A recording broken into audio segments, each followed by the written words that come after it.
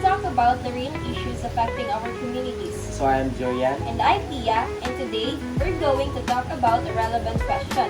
So should we replace the in-kind benefits with cash assistance?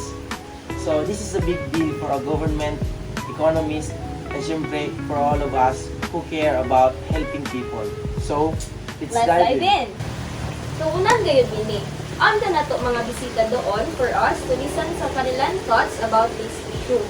So help me welcome Miss Crystal, Bianca, Sandara, Miss Crystal, Miss April, Diana, and Anna. So para klaro lang no, si cash assistance is among ining itawag nato na kwarta diretso sa kutaw. It's either monthly or depende sa kanilang panginahanglan. So si in-kind benefits naman is among ining tawag nato na ayuda na pagkaan. Adi ang serbisyo, yung itawag nila na relief goods, mga bugas, and then yung mga libreng pabahay, libreng tambal, tanan niyaan amoyan in-kind of benefits. So, ngining duha ka ayuda na itawag is parehas sila ng tumong sa katawhan para makatabang, pero lahi-lahi sila ng pamaagi. So unsa may nindot kung cash ang ihatag? Sa ako kung cash ang ihatag, naa sila freedom to choose.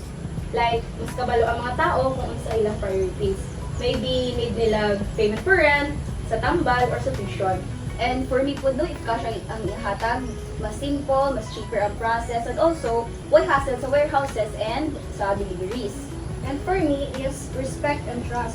So giving cash shows na you trust people to know if usa ang ilang panginahanglan o gusto. Yes. Based on studies sa Kenya, India, o sa US, kasagaran ng mga utaw, yung kwarta nila gamiton sa mga basic needs lang nila, pagkaan, pag-eskwela, how tambal. So kung tanan mga paniyab nilan, ani sub downsides. First, kay misuse. Some say manggod na usahay ang kwarta kay magamit sang bisyo, though gamay lang yung percentage na magbuhat sian. Then second is maka-access ng issues. So, unsaon man yung kwarta if may kapalitan mo, and for example sa hospital, unon mo if may kabayad mo. Then lastly, kay different results. Ang manggod mga utaw na matiga mo manage ng kwarta, and pero yung iban manggod kay dili sila masayda unan gay yung i-prioritize nila. So now, ano na kita sang benepisyo kung dili kwarta or why involved na cash kung tawag nato na in-kind benefits. So unan kay nga mga benefits. So, una, sure na need. If pagkana ihatag, sure gayud na makakaan. Ikaduha, yung quality control. Yung government niya magpili ng standards like healthy meals sa schools. Ikatulong, mas fair sa mga otaw, mas dali dawaton kung klaro yung mahatag madawat nila like bugas or medicine. Pero kuan ang sa gihapon saan mga flows gihapon, di ba? Yes. So here's the thing. Dili siya flexible yung in-kind benefits because unhon mo yung bugas mo if may kan mo kwarta. Tama, ano kung hassle process isab kay usahay, daghan papers, then taas ang cost, expenses na magamit. And then also, maka-acquired kay usahay ulaw or confusing kay ang proseso ang good. So ang question is, angay ba ilisan ng cash assistance ang in-kind benefits? Maybe not. What if i-mix na to both?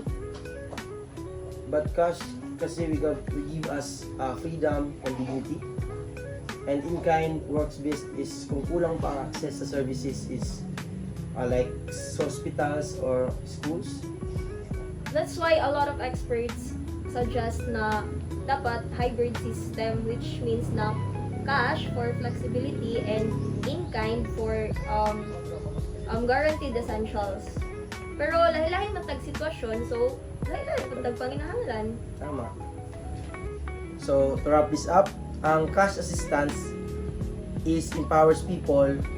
As a student, makatabang ini sila kay among ini sila niyang maghatag ng assistance sa mga palitunon or for our studies.